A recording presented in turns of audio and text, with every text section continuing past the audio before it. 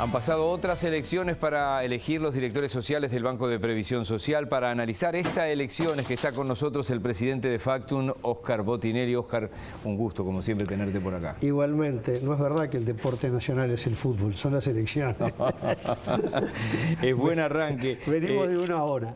Vos siempre nos has planteado que a diferencia de las elecciones de la universidad o por ejemplo no se elige la conducción del BPS como pasa en la enseñanza también, ¿no? Bueno, fíjense, es interesante una cosa. Esta es la cuarta elección en Uruguay en cantidad de votantes. Elecciones nacionales y balotaje y las departamentales son más o menos 2.400.000, 2.300.000. Esta es el electorado, es de 1.800.000.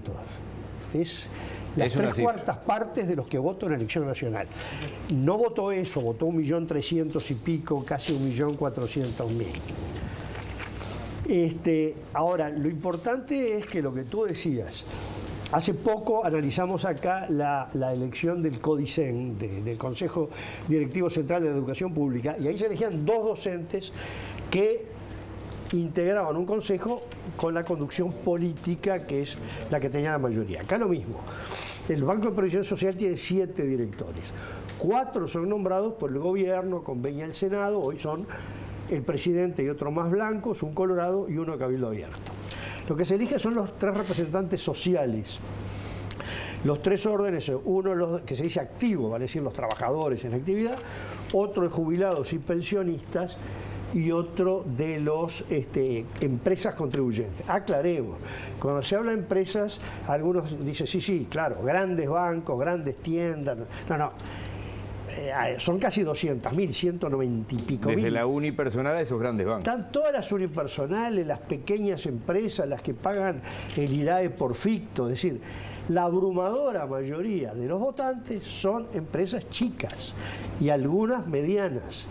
No es los grandes empresarios. Sí. Y eso lo vamos a ver ahora. Y por cada empresa vota uno, aunque tenga 100 empleados. Exacto. Además. Y ahora vamos a ver un poco cuando veamos un poco orden por orden, digamos. Ahí está, ¿no? ¿Querés arrancar por ahí entonces? Sí, yo diría. Vamos, arrancamos orden por orden entonces. Bueno, primero, veamos la placa.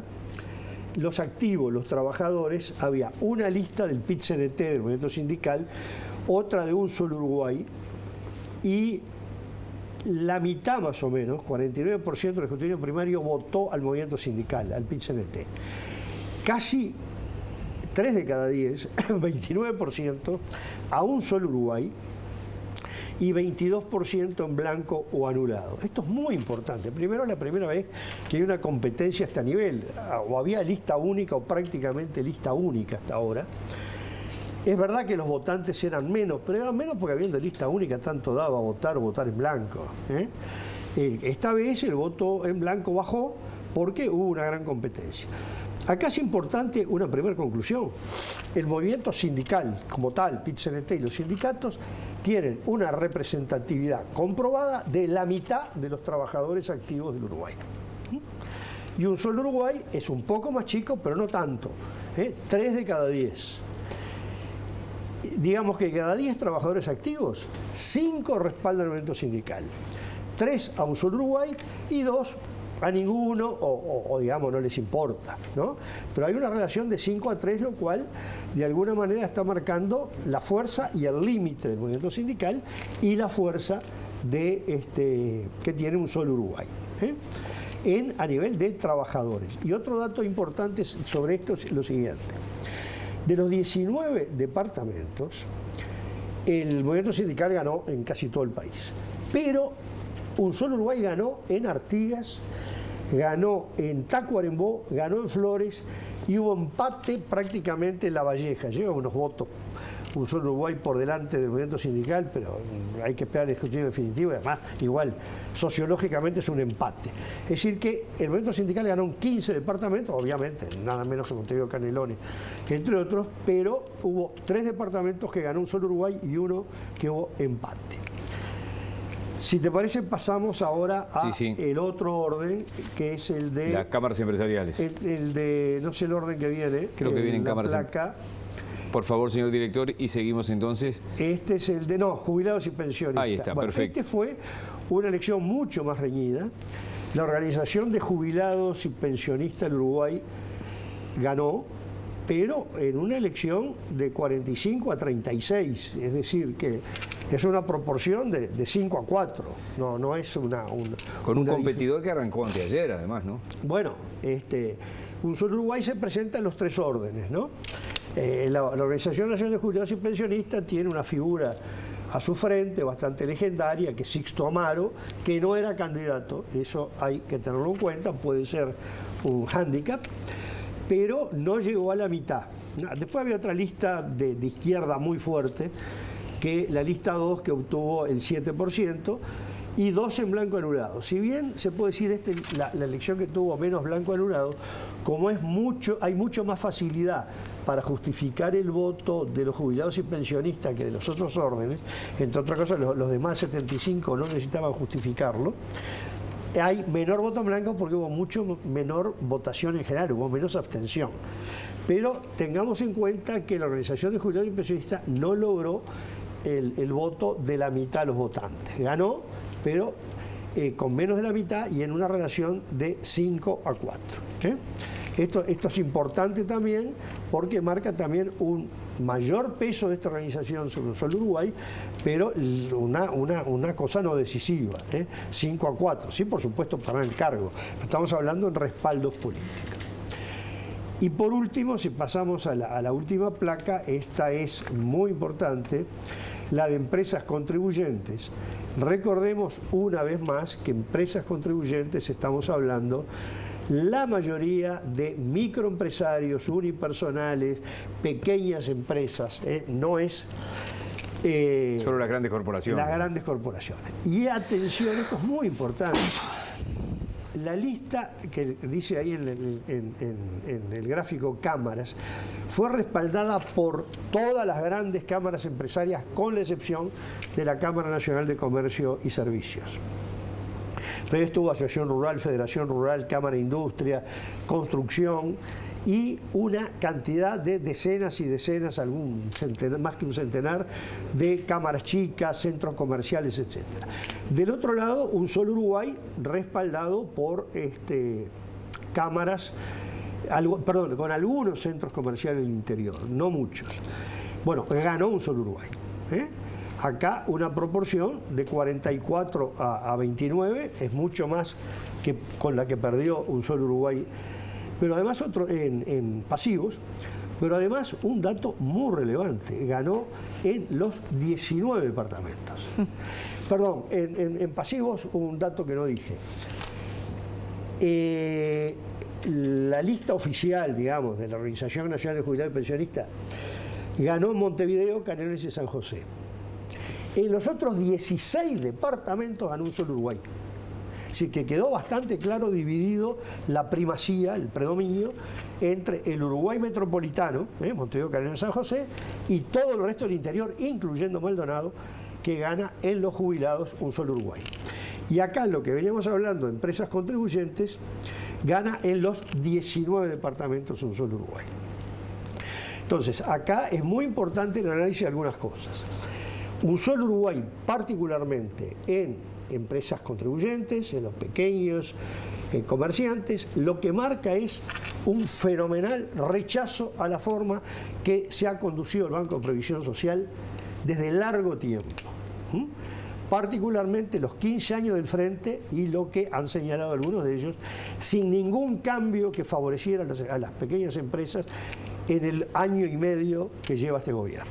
Es decir, este es un resultado global, el de los 3 órdenes, que no es un éxito para la izquierda, claramente no, pero tampoco para el gobierno, en el sentido que Un Solo Uruguay es un movimiento claramente contrario a la izquierda, pero que tiene importantes discrepancias con el gobierno, lo manifestó en el tema combustibles, en el tema forestal, pero particularmente en la forma de conducción del Banco de Previsión Social, dicho por su candidato, que considera a las pequeñas empresas como su enemigo, que ha perjudicado permanentemente el Banco de Previsión Social a las pequeñas empresas. Esto es lo que dicen ellos, yo no estoy afirmando nada, ese es el discurso, pero hay que entender que este es un voto muy fuerte desde el lado de las empresas de cuestionamiento a la conducción del Banco de Previsión Social de 17 años o 16 años. Sí, sí, habla además de que el banco tiene intereses de usura. El candidato ganador, José Pereira, ¿no? El candidato de Unión Uruguay. A eso que vos decías, que él dice que la palabra empresario es mala palabra para el Banco de Previsión Social y que los tratan mal, sino que además dice que tiene la ley, porque eso los intereses no los fija el Banco de Previsión Social, vienen por ley, son intereses de usura, dice, para las pequeñas empresas que desaparecen porque no pueden pagar. Claro, la crítica general es que considera, a ver, lo que ha dicho Un Solo Uruguay es, las grandes empresas se defienden solas. Prácticamente no hay ninguna que haya perdido un juicio contra el Banco de Previsión Social, sino que al revés, le han ganado en todas. La pequeña y mediana empresa es la que muchas veces no pueden ir a juicio porque no le da la espalda para pagar un juicio. Y además es la más fácil que el Banco de Previsión Social vaya contra ella, siempre le va a encontrar alguna falta. Es lógico, es así, esas son las reglas de juego, será moral, inmoral, es otro tema, pero es así. Y entonces, muchas veces, la sobrevivencia está cuestionada cuando aparece ese tipo de infecciones. Pero además, en la pandemia, no tenían actividad, no recaudaban y tenían que seguir pagando las obligaciones con el Banco de Previsión Social, sobre todo los que habían refinanciado y no había perdón a las cuotas. Este es el argumento básico que el discurso recorriendo todo el país hizo Un Solo Uruguay y recogió casi la mitad de los empresarios, sobre todo una relación de 49 a 30, digamos, con lo que fueron todas las grandes cámaras, que sin duda son los grandes derrotados. El movimiento de cámaras y empresariales grandes, medianas y chicas y de centros comerciales fue el gran derrotado frente a Un Solo Uruguay. Entonces, lo que tenemos acá es, por un lado, la izquierda, que un buen resultado no le agregaba nada, no movía la aguja porque era lo obvio que iba a ganar el PIT-CNT y la organización de jubilados, y del otro lado las cámaras. Termina en que no obtuvo un triunfo tan holgado, pero además que Un Solo Uruguay, globalmente, sumando los tres órdenes, representa la tercera parte del electorado del Banco de Previsión Social. Lo cual, esto es una señal muy fuerte hacia el gobierno y hacia el Banco de Previsión Social también, y no solo a la izquierda. Y además, en la medida que hay 4 directores políticos, 2 del Partido Nacional, 1 del Partido Colorado y otro de Cabildo, es muy importante el mensaje que les llega en este momento de cómo, si van a seguir conduciendo como está, o esto es una alerta para que haya un cambio de los 4 o de algunos de los partidos que están ahí, algunos más cercanos a Un Solo Uruguay que otros, y que este resultado, una elección que nos parecía anodina, tanto es así que habíamos fijado otro tema para tratar ahí en BEPTV, terminó siendo un gran hecho político absolutamente inesperado. No sé si querés agregar algo más, porque lo has ido subrayando en cada una de las afirmaciones. El fenómeno Un Solo Uruguay se afirma. Bueno, es un fenómeno que surgió con la idea de las críticas más bien que había, son los 4x4, los grandes estancieros. Aquí manifestó algo que, independientemente de quiénes sean los principales, ha tenido un respaldo, sobre todo a nivel de empresarios urbanos y rurales, no solo rurales, muy grande,